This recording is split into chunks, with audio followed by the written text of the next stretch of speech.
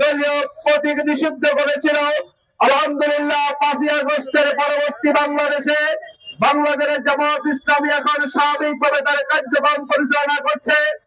আগামী জাতীয় সংসদ নির্বাচনে আমরা রামপুরা বাড্ডা-বাটোয়াবাসীর আমরা সমর্থন চাই, আমরা আপনাদের দোয়া চাই, আমরা আপনাদের সহযোগিতা চাই, আমরা আপনাদেরকে আশ্বস্ত করতে চাই আমাদের এই ঢাকা সংসদীয় আসনের যে একটি আসন যদি বাড্ডাবাসী আমাদের পাশে থাকেন, রামপুরাবাসী আমাদেরকে সহযোগিতা করেন, আমরা কথা দিচ্ছি আমরা আমাদের সর্বোচ্চ যোগ্যতা আন্তরিকতা উজাড় করে দিয়ে ঢাকা আসনকে বাংলা উন্নয়ন রোডম্যাপে পরিণত করবো ইনশাআল্লাহ।